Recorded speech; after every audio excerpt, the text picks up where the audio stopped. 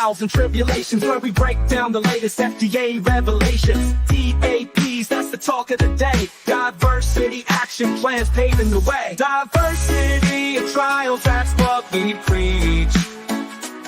Inclusivity for all, it's within our reach. FDA's draft, we're breaking it down. All diversity trials, the best part around. FDA, please, we need the shift. Diversity and trials, let's uplift. DAP, yeah, you know me. Inclusivity for all, it's the key. Diversity and trials, that's what we preach.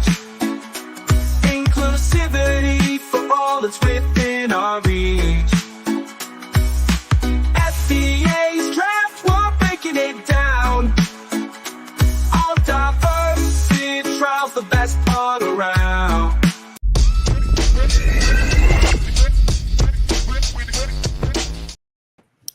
Hello, welcome.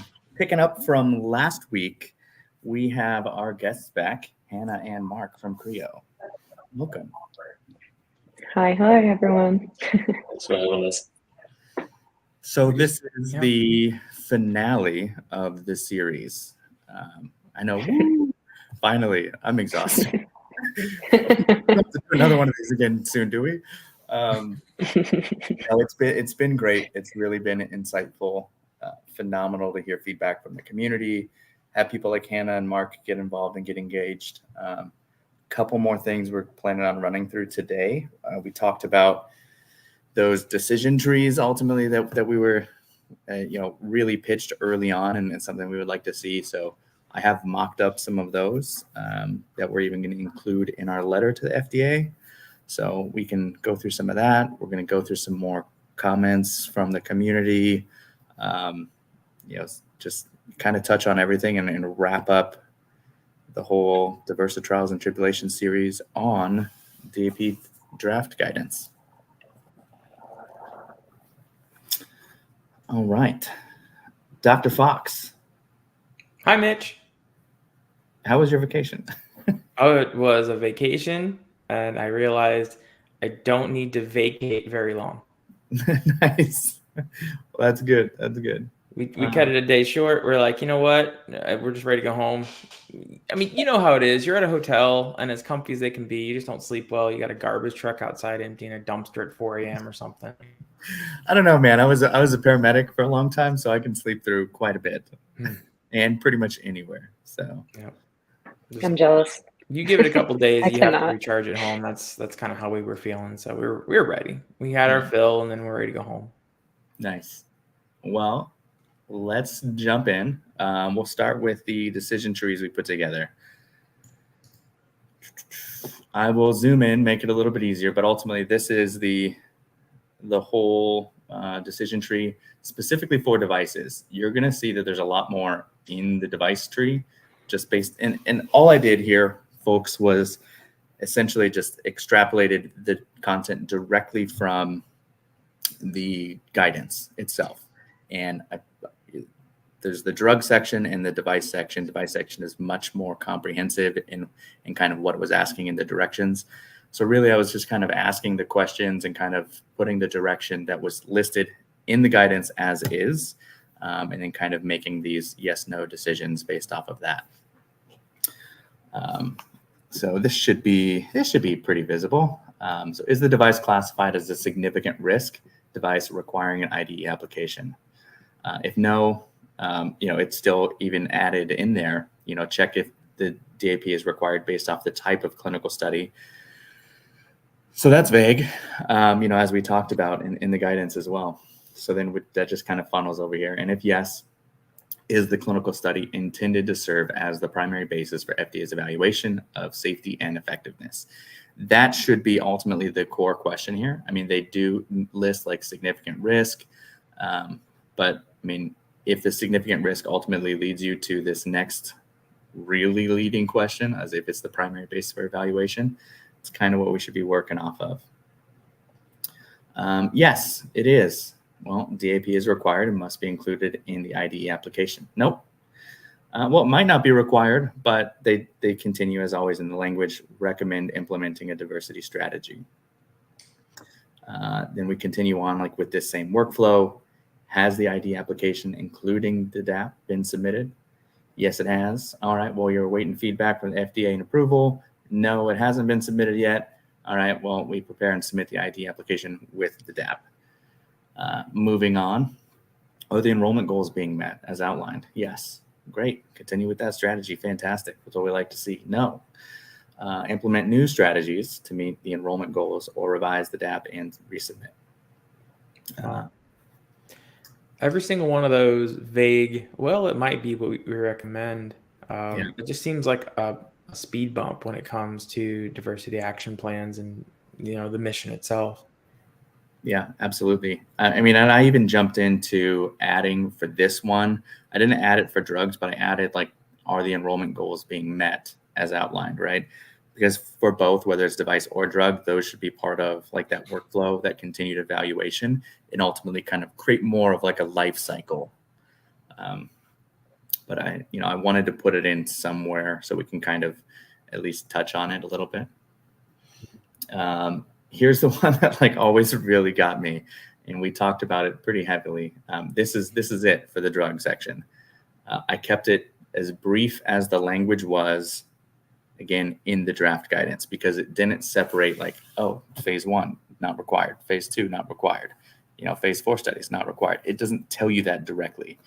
The question in the language in the draft guidance is the trial phase 3 or other pivotal clinical study? If not, DAP is not required. I didn't put in like, yep, it's still recommended overall for the program, because while they do recommend that, it's not a requirement based off the draft language. And that's where the bioequivalence thing comes in, right? Absolutely. Yeah. Absolutely. And all of kind of those almost contradictions. Makes you wonder why they made that. And I think we went into that. But I mean, Mark, from your experience, why would they exclude bioequivalence? It's a great question. I think ultimately it has to go back to the authors themselves, why this was made. I believe I did see a comment buried in some of the comments that were submitted on the FDA website, actually around that. And I think we should, if we haven't included that yet, that's certainly something worth pointing out to really identify why that was excluded. Because again, just like we talked about last week, it's not so much that we need more detail, but we need clarity, right? And people that perform, that work in the area of bioequivalence, I think, need to have all the information at their disposal to make the right decisions as to why this is or is not required. Absolutely. I mean, clarity on that too is, even this first question based off of what the draft guidance is, it's phase 3 or other pivotal clinical study. Well, what's pivotal, right? Pivotal is generally kind of open to interpretation.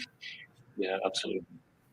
So making sure just a quick comment on your graph. This is clear and concise, and I think that's talk about clarity. It's even though it's short and sweet, it certainly hits the nail on the head. So kudos to you for using your excellent graphics skills to put this workflow together. Looks great. Thanks, Mark. You made my week.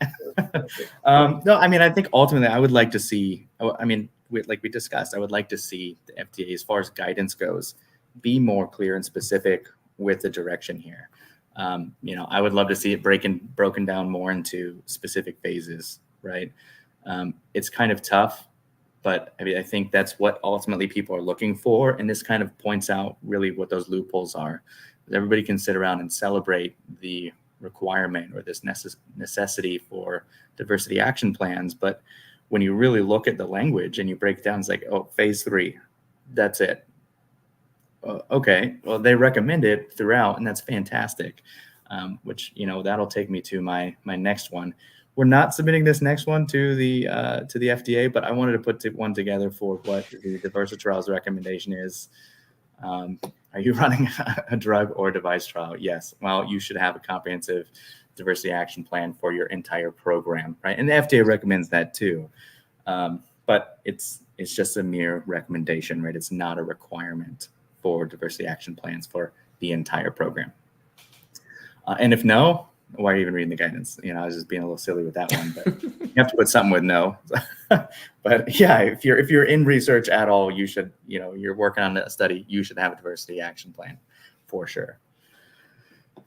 But yeah, I mean, that kind of wraps up really what those decision trees look like. I would love, like I said, I would love to see a little bit more comprehensive than what I put together, of course. Because I think also kind of presenting it this way, and at least my hope with presenting it this way with a decision tree kind of almost helps highlight that to the FDA. Because I think we understand the intention and kind of the goals, but at the same time, like some of the content seems almost contradictory to the intention. So if we can highlight that and point it out graphically to the FDA response, well, now you can see where you're completely missing, all this data and all of these requirements that you could put in place. Yeah, I think your graphs show a really great way of just the bigger picture, right? It's like, yeah, they do have some good points within the document, but it shows at a really high level. Yes, all of these topics were talked about, but if you go through the graph like what we just did, it's not clear at all on some pieces. So I think it simplifies it so much in such a way that it's like there's such big gaps that are missing here that need to be addressed. Yeah, I mean, I think the comparison between the two, like the drug guidance, at least, that's really short in that whole is this required section? It's section 3 of the guidance, but it gets really much more complex with how it's written for devices, and I think that might be in part as well, like we discussed, is almost the difference in authors, because I'm sure you have someone who's much more of an expert in device trials and a much more expert in drug trials, and they kind of took their own pieces and went with it in their own directions. Yeah, it's confusing.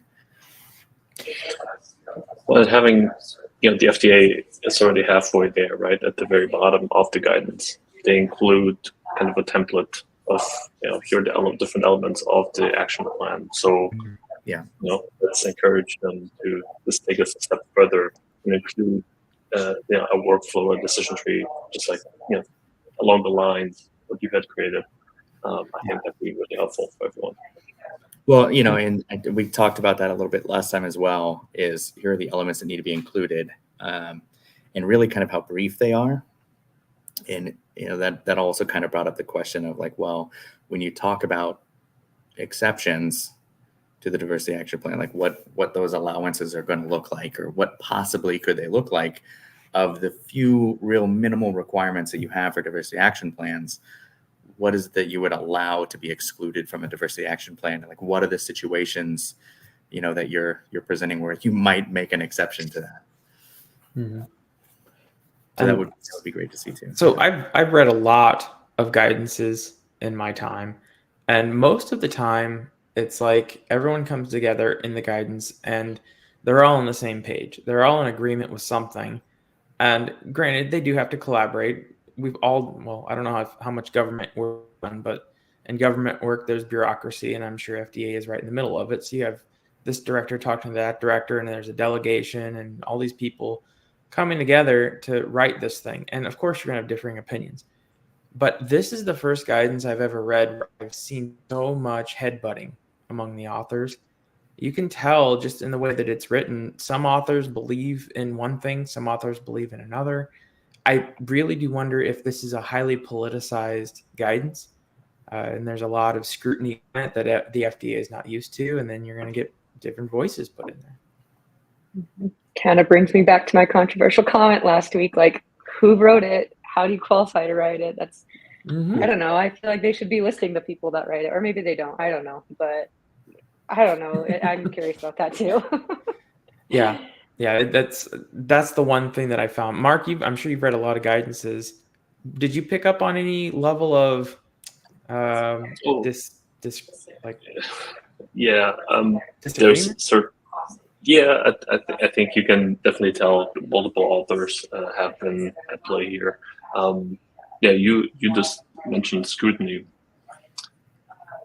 We as an industry, you spend what is this now, six weeks in a row, do an hour long, LinkedIn Live, YouTube Live session on this. That's quite a bit of scrutiny, right? And I'm sure that raising the awareness of these guidances and is great, but that also means that people will have a lot more input. Right? If we were to go back in time, I'm certain that there are some guidances that in the same in the same realm that may not have as much scrutiny, but haven't received as much scrutiny, right? Which is then also tough. You certainly need to strike a balance, but I think getting more input from industry helps quite a bit here. And yeah, I think ultimately this will make the whoever participated in writing all of these guidances, it will make them better authors, right? And then hopefully get a sense of what's the level of detail required. The tough thing is that you have CEDAR, you have CBER, you have all these different departments within FDA. That it's obviously a ton of people involved, right? If we would only have one author across all these guidances, that would be great. I'm sure that would be wonderful, right? But that's certainly not the case. So you'll always have a bit of a hodgepodge of writing styles, level of detail, and that comes down to ultimately, just like in a scientific journal, article, right? You need to have a great editing process in place to make sure that if Mitch is reading this, if Hannah is reading this, right? If anyone else is reading this, they get the same level of information, from every section, really. And yeah, I think it is a bit noticeable when it comes to the device section, and then the rest of the guidance. So certainly something to the authors. If you're listening, then you're one of the 4 people that are listening today. That'd be wonderful if we can have some continuity across the entire guidance. Yeah, I'm sure it's more people are listening there right now, but you. Well, I mean, it makes sense to have multiple co-authors, right? Absolutely. I mean, there's 100% logic there, but to that point, yeah, like there's even with any other like journal or medical like article or anything that you write, you generally would have some sort of like chief editor, right? Someone who kind of scrubs the whole thing, or they evaluate to make sure there's consistency, make sure it's clear and concise. That's what I think this needs a little bit. But I mean, also to that point, it is draft guidance. You don't want to ever put out. I was never a fan, right? Going through. I think I really first started struggling with that back in like high school or junior high days, where it's like you have to create a draft. Like it has to have a certain amount of errors for your classmates to revise it. And I was like, well, this is stupid. I should just make it perfect the first time. That would be nice. So you should try to aim for the perfection, I think, on the draft guidance as well. But we'll get there. And Mark, I want to add to that too, is when we talk about like the engagement with the community, we're all heavily vested in regulatory guidance. So of course we're going to review it and scrutinize it as much as possible. Anytime we have to. I mean, it's part of our jobs. But I mean, I think more so now, especially where we're at with like DiversiTrials, right? Like I'm separated more now from the industry side. I don't work with a sponsor or CRO anymore these days. But from that side aspect with the guidance, we're not even involved, really. I mean, we should be, and that's why we're here, because we're passionate and we care about what we're doing. I mean, it's like I started the Justice League, right? You don't become Batman for nothing.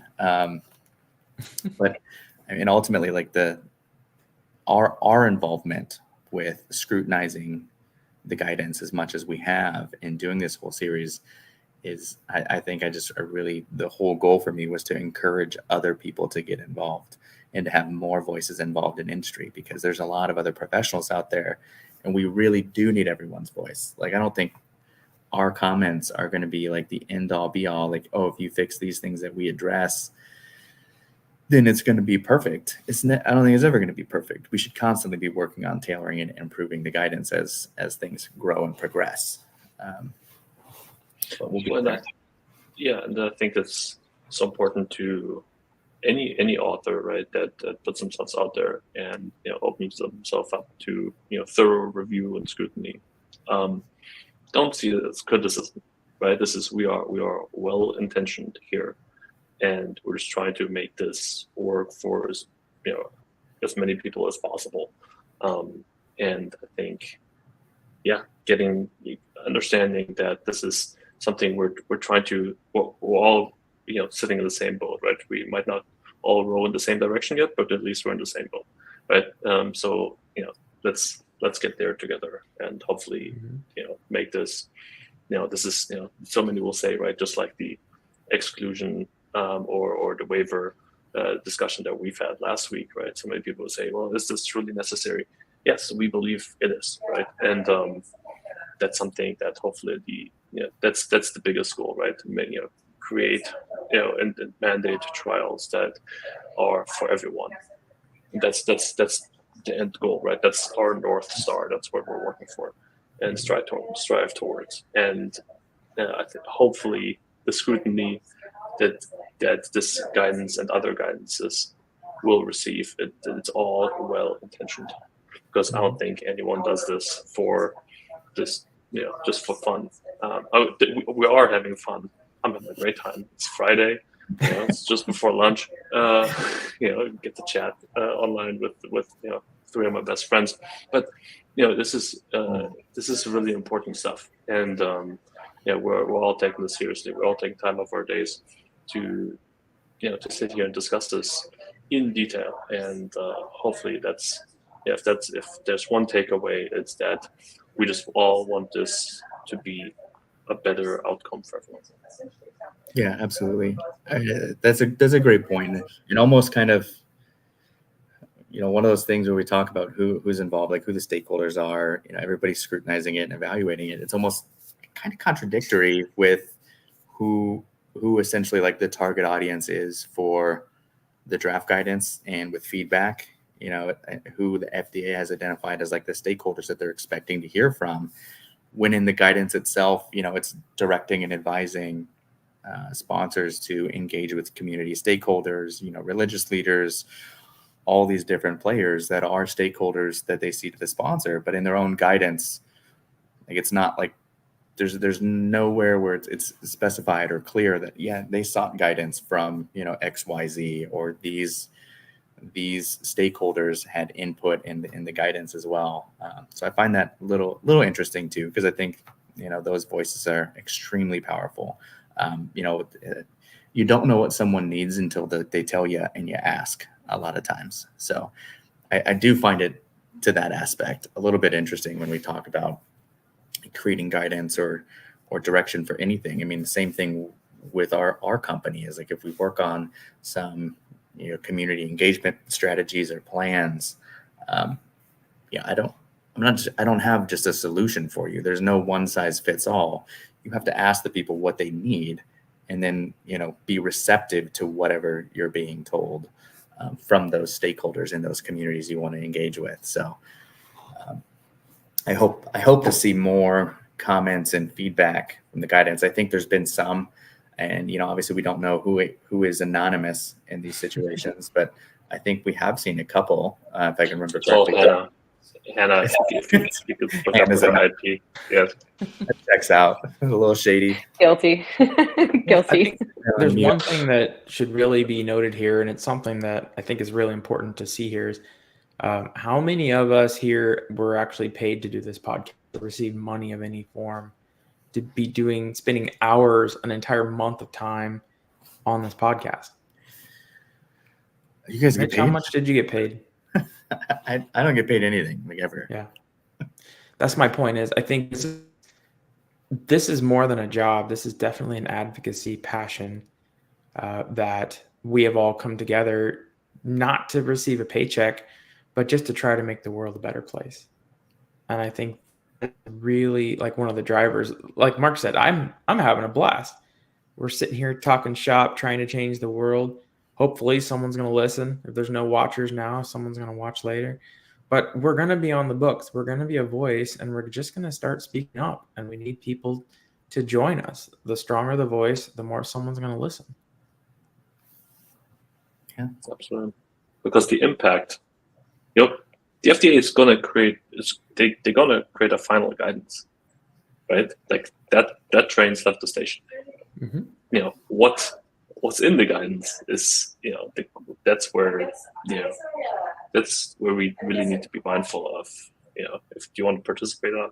It's similar, it's November's coming up. Everyone, you can show up or not. Right? Everyone's paying attention to that too. So it's the same principle, right? You can either choose to participate or you get to sit on the sideline, but don't complain if you don't participate.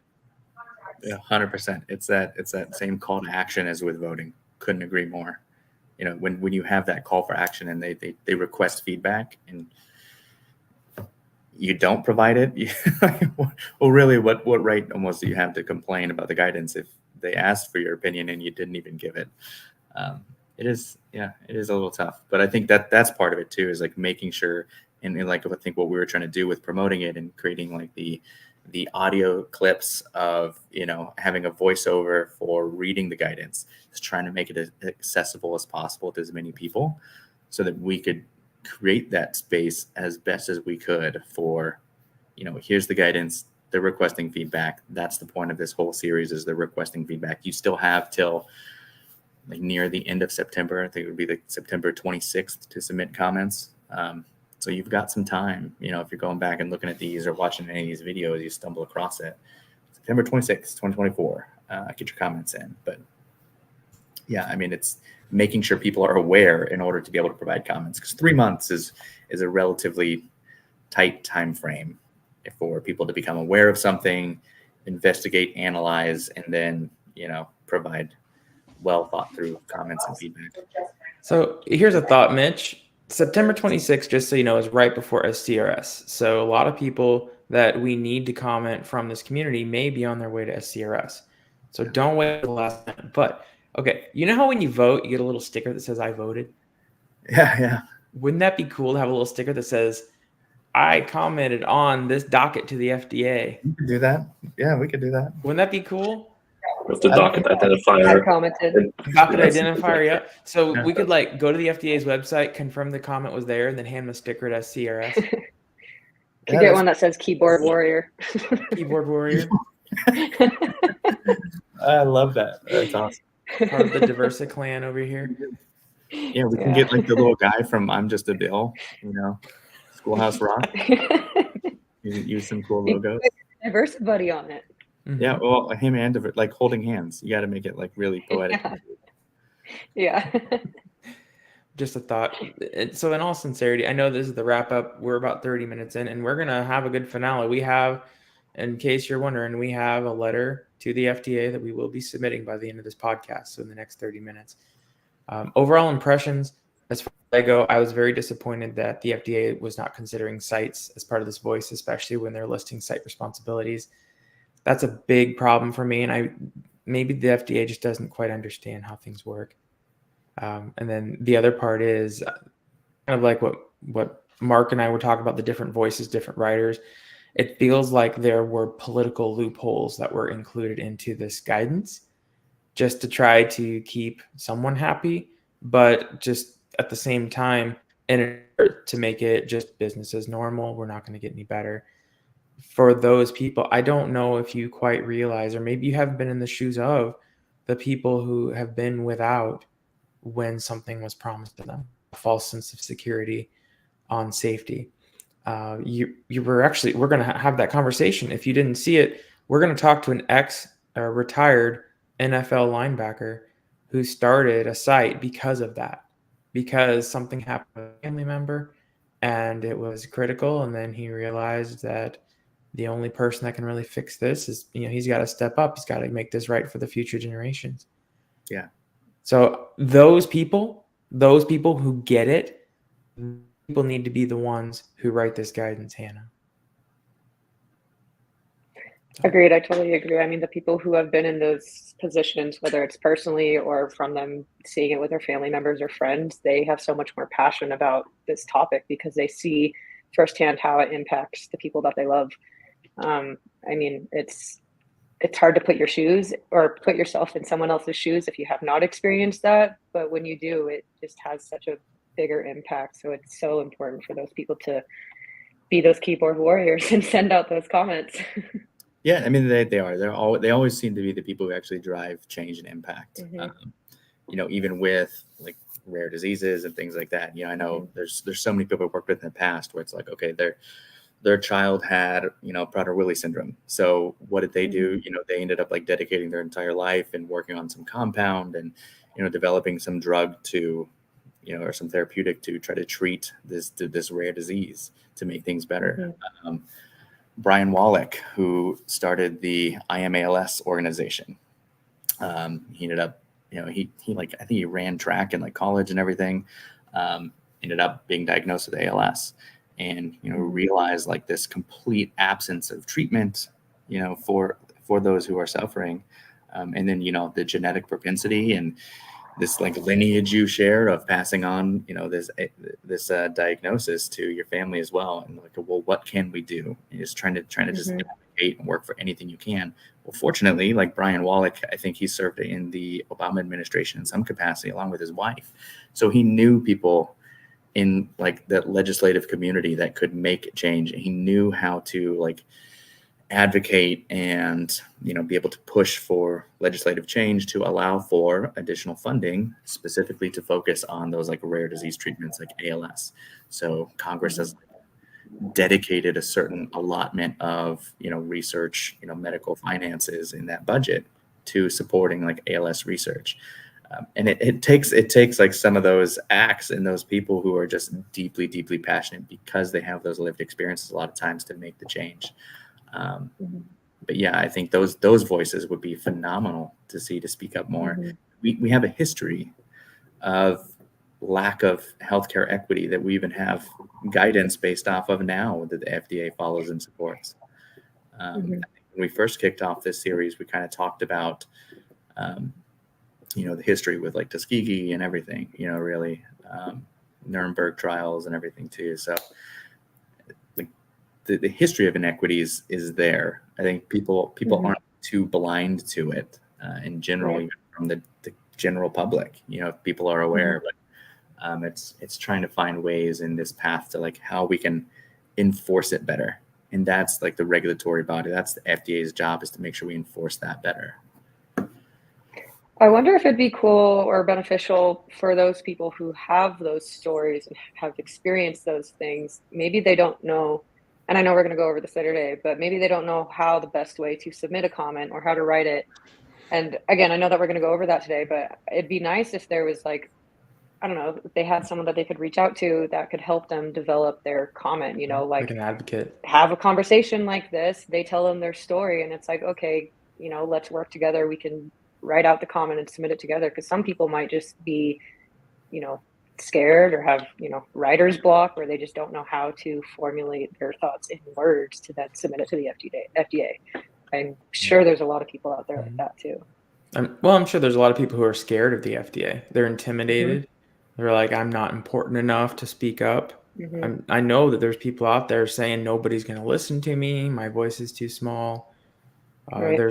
There's a million reasons to convince yourself not to do something. So you have to focus on those few reasons that drive you to make a change and to make a difference. And like Mitch said, I'm one of those people. I lost a bunch of, pain is a great driver for passion and motivation. I'll tell you that right now. If you guys want to, we can go through a comprehensive walkthrough on what we need to do here. Sure. Absolutely. Well, the FDA, at the end, right? The FDA and other regulators, there's people like you and me, right? It is, and they are actively seeking feedback, at all times, not just obviously through this formal mechanism here, but I had a chance to attend an UK MHRA, Health Canada, FDA joint workshop earlier this spring in DC.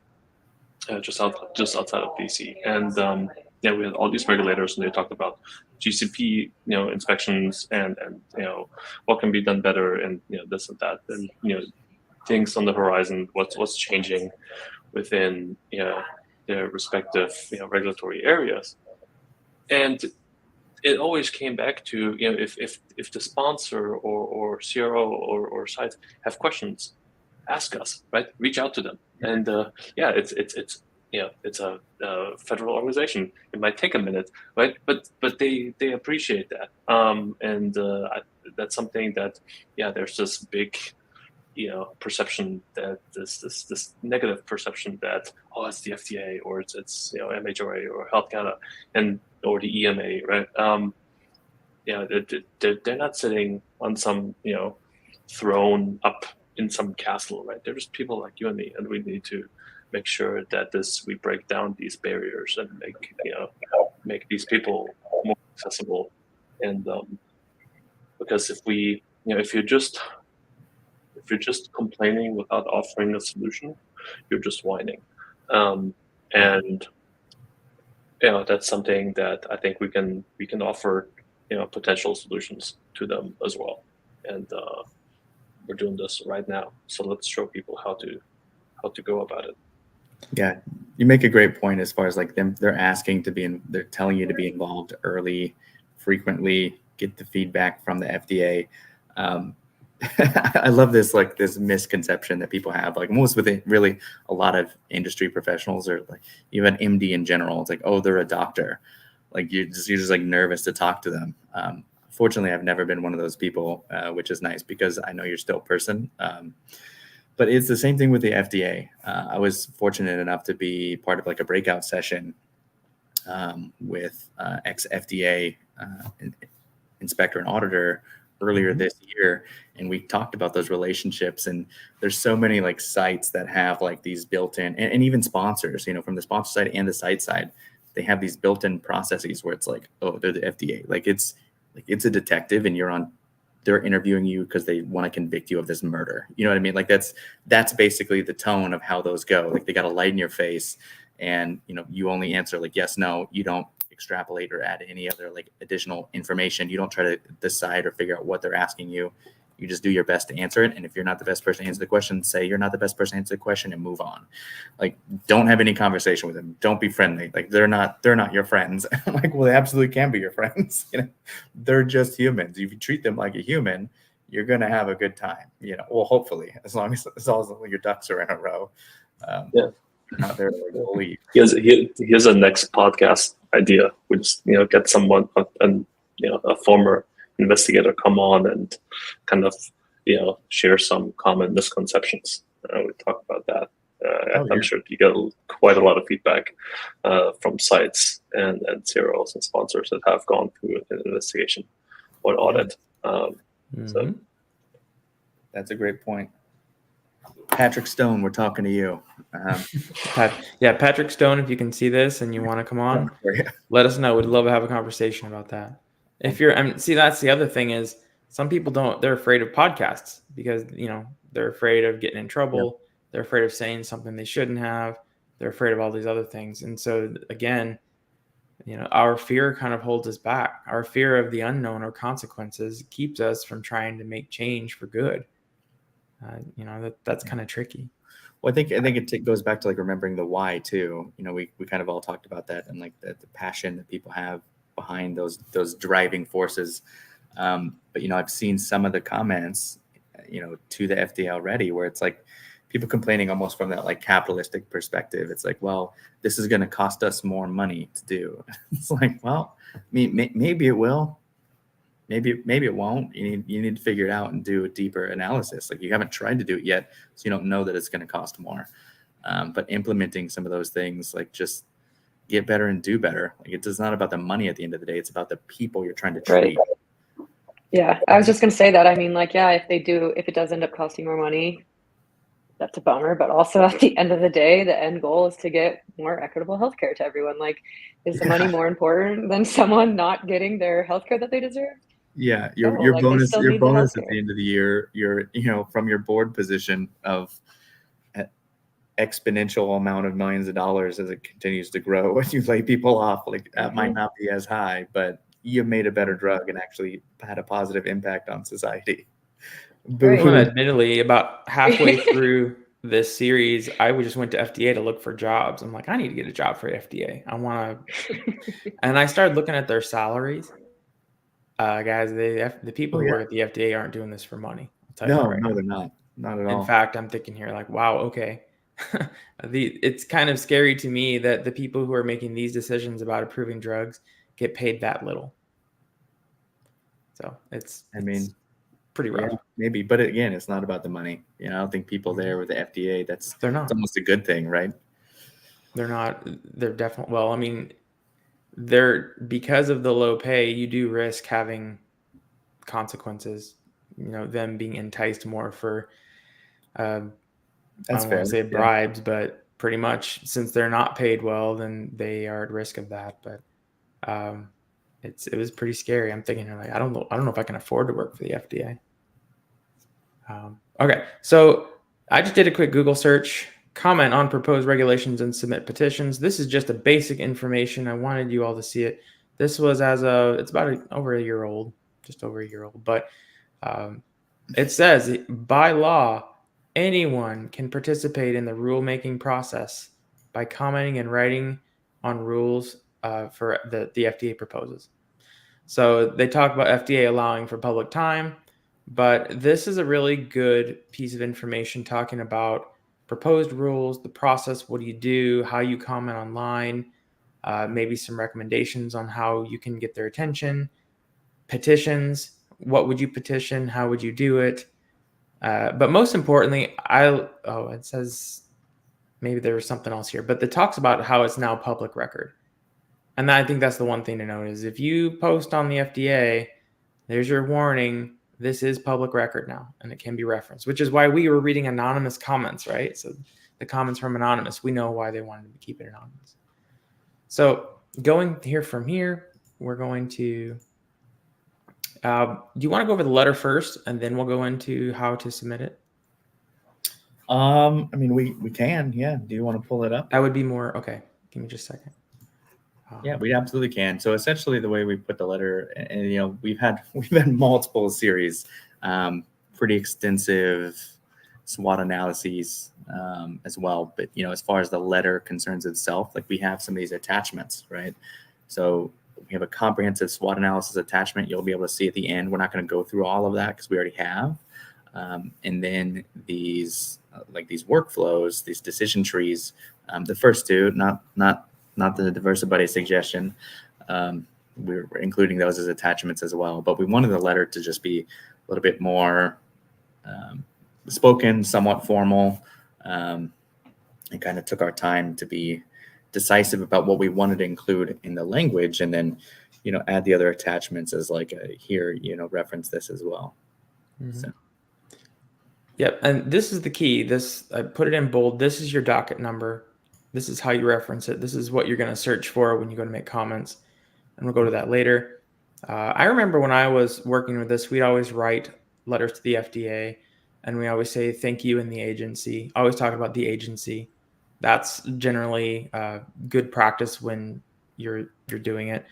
You're also very formal and cordial when it comes to this. I know that we had fun in the Diversa world, and we talked about things, and we joked around, but when it comes to writing this formal letter, it's good to keep it a little serious. Yeah. So we have the logo at the top, Mitch, Hadi, and I. There's a date today. We're sending it to the FDA. There's our comment. Make sure you have to include this docket number. This is what they're going to look at. Yep. To whom it may concern, it's very official. On behalf of DiversiTrials, we are submitting this letter to provide comments on the draft guidance. I mean, to whom it may concern, what else am I supposed to put? I was laughing to myself when I kind of drafted some of these things. To whom you're FDA overlords, FDA, dear sir, madam, dear overlord of the FDA. Yeah, exactly. Dear superpower. So while the intent of this guidance is commendable, we have significant concerns regarding both its structure and content. So it's like, we really appreciate you, but there's some things to think about. Without critical revisions, the guidance risks falling short of its intended goals and may even perpetuate the very disparities it seeks to address. Yeah, when we talked about keep in mind, like that's more specific to those points that we made regarding like those exemptions, right? And they talk about like, a public health emergency. Well, you might just make things even worse for yourselves. Well, you could be shooting yourself in the foot if you're not careful. Yeah. You could be creating literally an impossible loop that we can't even get drugs approved for, especially for those who need it. Yeah. And again, so this is going to be a matter of public record. So anyone who sees there. So we have the complete review in table 1. That's that SWOT analysis. We won't go through it here, but again, this will be public record. Please feel free to look for the comment and download it yourself. We did reference the YouTube link to the playlist of all of these DiversiTrials meetings. So if you did want to see how we came to those conclusions, you could. And then finally, here's the summary. So we have strengths, potential positives. We have critical weaknesses. And again, these are all pretty much summaries of the entire series. So we won't spend too much time looking through it because, one, it's going to be public record. And two, if you've been tuning in this long, you have already heard this a few times. And then finally, the missed opportunities for impact of change. So that's kind of like our opportunities. How can we do this? How can we make this better? Like you were saying, Mark, if you're just whining without solutions, then you're just whining. You're not really doing anything about it. So, and then finally a conclusion and a sincerely. So that's the letter. Very, very simple, basic, almost like a cover letter. But the amendments, the attachments, that's where we get into the nitty gritty, like that deep dive. So the first one is attachment 1. We have a complete table of every single SWOT analysis that we did and we performed across all 9 sections. We've got pages and pages of recommendations down to the line number. So if they want to know the recommendations, whether it was a typo, whether we were confused, whether we had recommendation on content, it's all based off of line number. I do want to do a big shout out to Hadi. There is a discrepancy in the cited Federal Register number 15, which was January 2024, I believe, versus the huge change in March 2024 to include the Middle Eastern North African population. So if you do want this guidance to last throughout the ages, we may really want to at least fix that one. That's my big ask for Hadi's sake is, can we consider adding the appropriate references to include MENA? Yeah. Section 6 and 7, all the way down. Again, you can download this on the FDA website, read it. This is here for your information and your guidance. And then finally, after we are done with the table, we go to Mitch's flowcharts, which, yes, that's right. So attachment 2, here's flowchart for drugs. The FDA is going to see DiversiBuddy. There you go. And then we're going to have attachment 3 for the devices, and Mitch already went through those, but importantly, FDA is going to be like, who the heck is this heart holding his non-existent chin? It's one of the many variations of. All right. So before we go into the actual submission of this, did you have any questions, comments about the letter itself? Yeah, I mean, I obviously I think it was pretty well put together. We've spent weeks and weeks kind of developing the content here and what we wanted to say. But yeah, I mean, it is important, and I am very, very appreciative that the FDA is making these efforts and these initiatives are in place. Whether they were told they needed to or not, there's still an effort that does exist. But yeah, when it comes to these potential risks, we talk about like perpetuating disparities. I mean, even with the concept of like, okay, well, you don't meet these goals, that's okay, not a big deal. Just essentially, they're saying, well, just guess on why you think you didn't meet these goals. Right? You tell us why you didn't think they could be met and what you could do better. And it just kind of feeds into some of those same problems with like these outside non-actual stakeholders then having to like, oh, well, maybe if we just provided more transportation costs, it would have been better because this like the NIH one we discussed is like, oh, well, they just couldn't afford transportation. So that's what we're going to focus on, is making sure that they can get transportation. It's like, no, people can work with that. Like, it's great. Yeah, you did one thing. That's fantastic. But that's not like the solution to enroll your trial, is just providing transportation. And it's also like wildly insulting too, like because the NIH one was specific to like, hey, we're trying to enroll this population. What do they need? Oh, they can't drive. Like, no one has transportation. We're just going to provide that. Well, all right, that's pretty wild. The regulators don't understand the full story. Since when does that ever happen, Mitch? Never. All right. This is the root website, regulations.gov. This is the official website of FDA comments, dockets, engagements, announcements. If you explore, there's comments due soon. So they tell you, you can click on these. If you want to get into the habit of commenting on a lot of things, being a part of it, FDA offers you a really good opportunity to understand what's happening, give you strict deadlines, and then just be a part of the community. Again, you have to share your voice if we want something to change. And I think they did a really good job at regulations.gov to do that. Yeah. Well, I mean, that's great though, to point that out though, it is a whole separate website. Like, it's regulations.gov. It's not, you're not going to the FDA and getting there and just clicking on some buttons.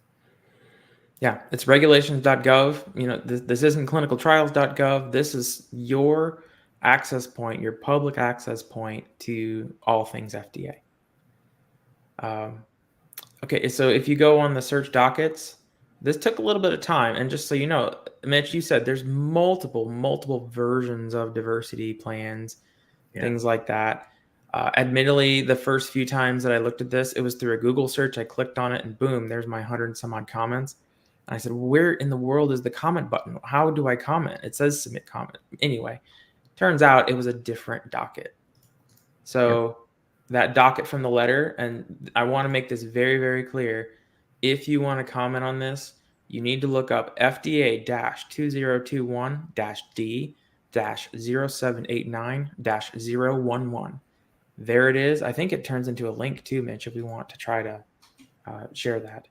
But it comes up as other, but diversity action plans to improve the underrepresented populations in clinical studies. If you click on this specific one, look, there's a comment button now. It arrived. So if you don't see this comment button, you are in the wrong place. But what's interesting is if you look at the 18 comments that are on here, they're going to look familiar. You're going to see some new ones. I haven't seen Connie's yet. Does anyone know the CARE group? Anyone? I do. I know the CARE group. Well, look, they just submitted something on July 14th. Good job, CARE group. Holly Birch. But then even there's Anonymous. Remember July 1st? That's the Anonymous that we read. It was on this docket, but somehow, some way, what's commented on here transfers over to the master. Yep. Maybe this is just like this comment period based off of this version. I'm not sure what it is, but it does create a hurdle if you don't know how to get to it. So I would recommend, of course, everyone here loves reading these comments, but it's a really, really good thing to do. Let's click on that magic comment button. Here it is. This is this easy. So everyone out there, you write a comment to the FDA. Do your own deep dive. Write your opinions. We don't need to be the only ones. We need 1 million comments, and the FDA is going to cuss at us. But the point is, we all need to speak up. So we have here, it says attach files. It says comment. What is your comment about? This is an interesting drop down. So what is our comment about? It's if anyone, I don't know if you can read this. Why can't you? Oh, apparently you don't read the drop down boxes that happen. There's a lot of different options here, from academia to animal feed industry to consumer group. We're going to go into drug industry. I guess that's a good one that I'm going to, oh, you saw that. You don't see the drop down. Is that what happens? Yep. Interesting. Okay. So drug industry, does that sound okay, Mitch? Yeah, absolutely. Okay. I'm going to go ahead and take my letter. I'm going to Interesting. You don't see the screen. You just see what the final output is. There's my letter, DiversiTrials, August 30th. I created a little mini cover letter on Word just to have something there in the comments so people didn't think that we just did it blindly. So I'll put it here in the comments. You could say see attached files here. I'm going to do just this. Oh, of course, FDA. This is teeny tiny, man. Come on. So on behalf of DiversiTrials and our online community, we thank the agency for the opportunity to contribute to such a historic and potentially positive change in clinical trial performance, consideration, and population health. We completed over a month of extensive deep dives and have attached our comments for your consideration. Please do not hesitate to contact us if you have further questions or requested clarifications. Sincerely, the DiversiTeam. So there it is. There's our little thing. We have an attachment. We had an attachment. Email address. Mitch, what email address do you want to put? Put mine in there. That's fine. Which one is it? You should know it, and I'm going to give it to everybody. mhilby@DiversiTrials.com. Okay. Do you want email confirmation? Yeah, sure. Okay. You could talk about this. This is for their metrics. We are an organization. Hey, look, they could be anonymous. Maybe that's just what they clicked. Yeah. What do you think? All right. Looks like there's an organization type. We're going to call ourselves a company. We're definitely not the state, federal. It says tribal, regional, foreign. Yeah, we're just going to call ourselves a company. Yeah. I'm going to have to, I'm not a robot thing. And I'm going to call our name. DiversiTrials. And this is probably what you're going to see in your comment when it happens. All right. Big warning. Do not submit personally identifiable information. Okay. Yeah, it's just public record. So I'm okay with that. Yeah. All right. Everyone ready? 1, 2, 3. Go for it. Go. It's that easy. We just successfully submitted our letter to the FDA. If you're watching this video, it is that easy. Please speak up. You have until September 26th. Put your own comments in there. Use this video as a reference. Get out there and speak up. Anyone want to double check online to see if the comment hit? Is it immediate? There's a little countdown clock in the top right here too. His comment period ends in 27 days. You have 27 days. 27 days. You can watch all the YouTube videos if you want. Get a comprehensive idea. Read it yourself. Bring your ideas. But do not stay quiet. Please. All right. So. It looks like it's not quite there yet. It might take a second to process. It might take on a their minute for end, the servers to upload yeah. it. I'm sure they're talking to multiple servers, whatever it might be. But wow, what a rush, guys! A month-long journey that resulted in a letter to the FDA. Mitch is going to get a bunch of spam mail now from YouTubers. Nice. So, importantly, Mark, Hannah, thank you so much for being what we call clinical crusaders. We really appreciate everything that you do, and been a heck of a mini series. Really appreciate it. Yeah. Thank you guys for having us on. And also, I just want to say kudos to you guys and your team for doing this. Honestly, like the document itself is so hard to read. So for other people who try reading it, not understanding it, having this series, having the flow charts that you guys made and your SWOT exercises, I mean, that truly, I mean, I can only imagine how far that goes with a lot of people who want to submit comments, but when they see the document, it's overwhelming to see it. So yeah, this whole series has been really, really cool. Well, thank you. Appreciate it. We'll keep trying to do these for anything that comes up that seems applicable. I do have another one kind of in my mind here that we're going to work on as far as like language access barrier issues that the FDA recently released. So kind of along the same lines. Very cool. Well, that's great. thank you so much for having us. I really appreciate it. Both Hannah and I, talked after last week's podcast, and this is a labor of love for you all. So we're just along for the ride. I think two ideas I want to throw out there as well. Mitch, if you want to look at sponsors who've submitted plans already or are kind of on the forefront of that, it'd be interesting to see if anyone is willing and able to share some of their ideas for how they have gone about it.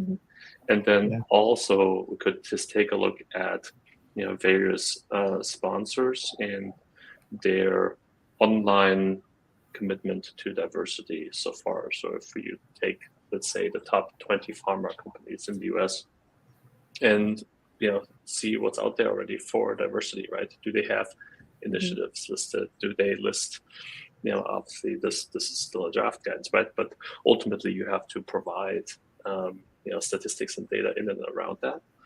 So this would be interesting to poke around and see kind of who's kind of on the forefront of this initiative in general. So yeah, Mark, we have done some of that. Fun. To an extent, and we have, unfortunately, there's been a lot of backpedaling on the work in diversity and inclusion in industry lately. It's just kind of, I think, a lot of people stepping back and holding their place to not be too proactive because it's a political year and things get very political, especially in big pharma. I've heard that so many times. We're waiting for the election to make a decision or to jump on something. We're not naive. We understand kind of how some of that tends to work. But another thing I want to point out, we talked about some of the comments that have already been made on FDA, and we mentioned the Care Group and how, we know them.